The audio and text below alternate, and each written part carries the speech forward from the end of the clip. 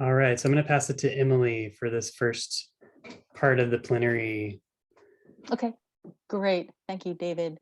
Yeah, so the idea it was to really just talk about this moment, this very historic moment, like once in a generation or many generations, just so many convergent crises, but particularly focused on this political moment and the dangers of so on so many levels. But anyway, so this is kind of just trying to lift up the urgency of this moment and think a little bit about what we might do from a solidarity economy perspective.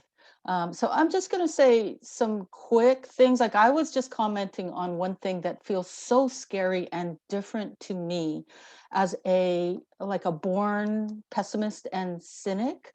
Like I've always felt like from when I was a little kid, I always felt like the world is fucked up. It's always going to be fucked up and there's not really much I can do about it. At some point, I decided I should be engaged, right? But I still believe on some meta level that that's true. So believe me, I'm coming from a very like cynical, pessimistic perspective. And yet this moment to me is just overwhelmingly scary. And one of the reasons is that the extent of our fragmented reality is just mind-boggling, right? That we're possibly in this era that people talk about as post-truth, where if you just want to say, right, if the extreme right and white nationalists or Trump want to just say, well, this is the fact, and just keep saying that, it can actually get traction and be believed just by saying it, just by repeating it, just by saying fake news, just by reinforcing the perception of there's this great big huge conspiracy, everything from climate change to Sandy Hook was a hoax, climate change is a hoax. Now around about 15% of Americans believe in the QAnon conspiracy theory. And right now, around 40, a little more than 40% of Americans believe that the election was stolen. So all this stuff, just that, we can try to marshal all the objective reality and footage and courts can weigh in, and yet it has limited purchase on many, many, many people in this country. And so to me, I just want to lead with that. That is such a scary thing. And it really sets the scene for sort of this move towards fascism that Mel is going to talk about. So with that, I'm going to turn it over to Mel Figueroa. Hello. I'm not sure if I have the ability to share screen, but I just wanted to share a couple of slides with folks. Oh, yes. Mel, yeah, you should be able to. All right, great. First one I'm going to share is a quote from Gramsci that I actually didn't do this meme, but it's, very and this was in like 2019 or something like that. I'm going to apologize in advance talking about, fascism, talking about some of this stuff has been a source of trauma for me. And I am experiencing some executive dysfunction around talking about it this morning. So I'm going to try to just keep it short and keep it on a positive sort of what we can do message, going into the litany of all the stuff that is bad. Can be overwhelming. So, but I want to start with this quote because in many ways it encapsulates a lot about how fascism emerges, how it is taking shape, how it is a movement. Just like we think of ourselves as a movement, they think of themselves as a movement as well. And it's scary, but it is also not a done deal, right? We are right now in a battle for hegemony of ideas. and the battlefield is still open. The jury is still out, and we all are a part of helping to shift the field of play towards something that is more hopeful rather than hopeless. So the crisis consists precisely in the fact that the old is dying and the new cannot be born. In this interregnum, a great variety of morbid symptoms appear. So the first sort of lesson about fascism is that, it's more than a feeling, as the Journey song goes. It is, as the Guardian article that David sent around, indicates that, the on the part of the right, it's going from, a phase of, shall we say, like parasitism on various various cultural and societal things towards a more legal structure of codifying laws that are not fascist in and of themselves, but contribute to an overall ecosystem that enables fascism. And that's a big thing, right? And that is not unconnected to the crises of politics, economics, and ecology. And with the pandemic, let's add that on as well. Biological fields where contestation is happening. Stop share real quick. So one of the things that we have to take a look at is taking this sort of ecosystemic perspective of fascism. It's very interesting. I work with plants, right? And cutting down weeds and stuff like that, shows how like the way that like invasive works as a behavior, right? Is that the plant comes and then their roots kind of amend the soil so that no other thing around it can grow except other things just like it. And I want to say fascism kind of works the same way, right? It's parasitic and it helps to lay the groundwork for more actions. And the more that they feel like they can lay the groundwork, the more it will advance, right? We saw this, at least I saw this, and I know many people on this call saw this happening in the run-up to Charlottesville, where you had fascist campuses shutting down debate, using the mantle of free speech to be able to spread genocidal and harmful ideas, and at the same time wreaking actual violence on marginalized populations. One of the things that I saw is that like the debate around free speech was like I think Ben Mansky was on this call, and I use this metaphor. Excuse me, I use his metaphor still to this day, in that it's kind of like a bell. They ring it, and like Pavlov, everybody is like running to a particular civil liberties question where actual violence is happening in the background and nobody can see. And that's the way that I have seen these particular movements continue to work forward. We see it in and online groups are involved in kind of sort of working these things in the shadows, helping to shift that public opinion to a place where society at large is able to look away while the degradations are happening, right? So things like during the pandemic, what I don't think people, it was a story. It was a story. It's in the news. It's real. So there's evidence of it, but I don't think a lot of people caught that there was a movement within the fascists to weaponize COVID, knowing that it was disproportionately deadly and severe amongst people of color. You had people, the anti-vax movement was not just about the vaccines. It really was about actively spreading the virus in communities of color and poor communities. I know, like where I am in Northern California, You know, there are certain churches that participated in that, you know, we're going to congregate and, you know, for a religious reason. You know, and then knowing that I had comrades in LA that were, you know, literally trying to put their bodies in the way of blocking those same churches from holding their rallies right next to homeless camps.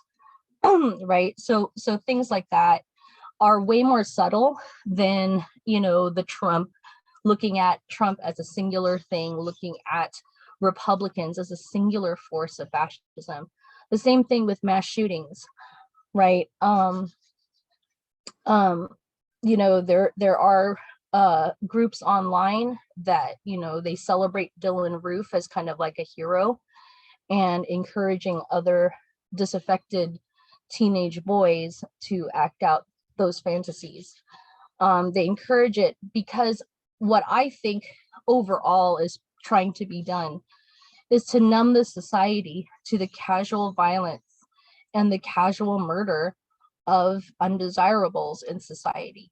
You know, if you look at a lot of stories of people who grew up in Germany during the Nazi era, you know, not everybody was actively cheering on the death camps. A lot of them didn't even believe they existed, right? And for a lot of the normal, what quote unquote normal Germans during that whole time, life went on as normal. And I think that's a huge lesson in terms of what we can and must do to be able to shift the paradigm and to be able to both resist the cultivation of that ecosystem and also to build our own ecosystem, our own alternative.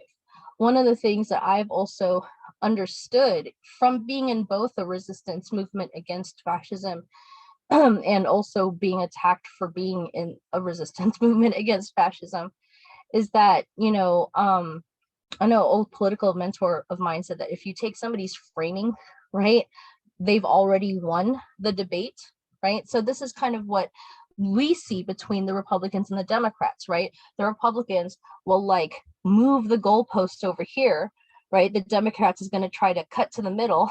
So it just keeps going, right? And that's how the right wing is able to shift that Overton window of what is possible political action to something that is more and more like the right wing cutting off the possibilities of actually moving this way, right? And so in many ways, one of the lessons that I've learned both in dealing personally with this issue and with thinking about it organizationally is that the build part of resist and build is incredibly important, right?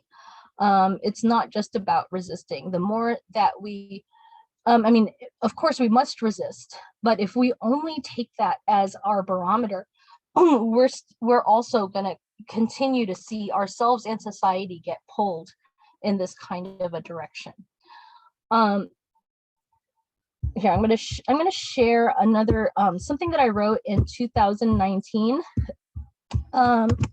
in terms of being able to, you know, kind of think through kind of a simple matrix of how we all as a movement, how we all as communities can build alternatives to fascism. If we understand fascism as a response to crisis, in, you know, I call it the death throes of capitalism, right? In capitalism in crisis, and it spawns an authoritarian movement in response. We can and should and must and absolutely can build an alternative that pulls us that other way, right? Sorry, I'm losing myself, but let me share a little bit from this article I wrote in 2019 to kind of encapsulate what we can do, right? So the big thing here is the minimum that fascists require to take over society and fulfill its murderous goal is inaction, right? And if we think about fascism not as a new thing coming up with Trump, but something that has continuity going all the way back to the founding of this country, the founding on genocide, slavery, the creation of difference, and the enforcement of difference in an unequal society. It's, you know, the more that we look at the ways in which our society is numb, indifferent, right? Tired of looking at the litany of human life that is thrown away daily by this society, thrown away daily through poverty, daily through racial violence, daily through police violence. That type of a society will always, of course, be prone to fascism. Any society that throws people away can be susceptible to the wholesale throwing of people away. And as we see during the pandemic, over a million people dying, right? And we're still having a debate about vaccines, tells us that, you know, genocide doesn't have to be in a concentration camp. It can be on our streets, and it is happening. So first of all, know the enemy, who the shock troops of American fascism are. Like I said, fascism is parasitic. All it needs to do is to get somebody to not even buy into their ideology, but at least allow it to happen. Like I said, if you see the anti-vax movement and eco-fascism drawing a lot of people who might not consider themselves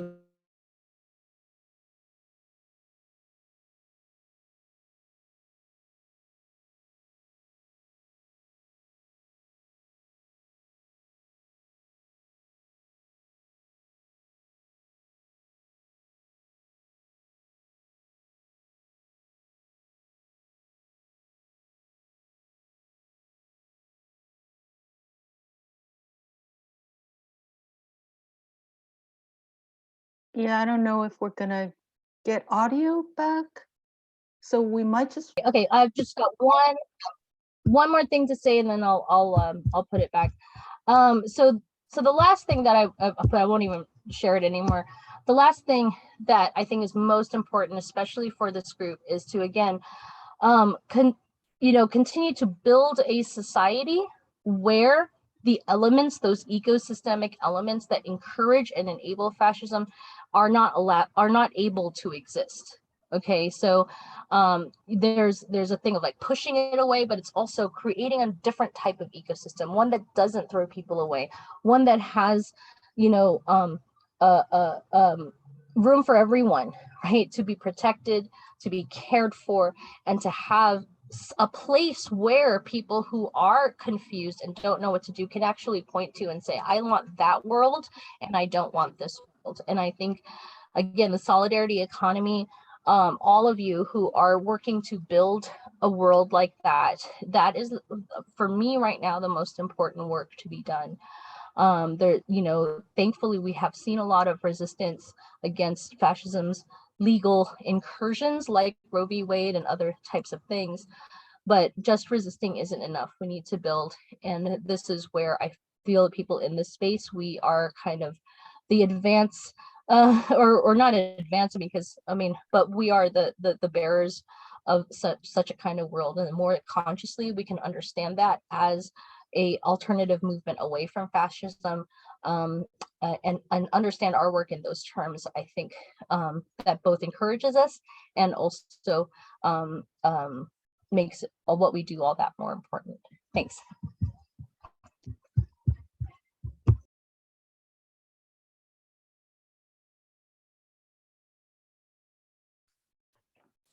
Thanks so much, Mel and Emily, for framing the conversation. And we're gonna break into breakout groups of 4 or 5 people. And does that sound- actually, it'll be a little bit more than that, like 7 people, but there are 4 groups.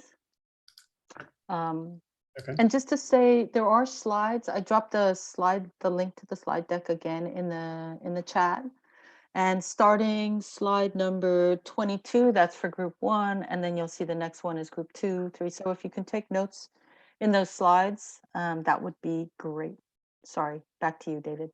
No, that's great. Thank you so much. And I guess the question is, what are the leverage points that Resist and Build and the Solidarity Economy movement could be working on? And we'll invite brief like 2-minute, no more than 2-minute headline report backs when we come back. Okay. So I will open the rooms, or David will. David, that was so brave. The hokey pokey, the power shuffle.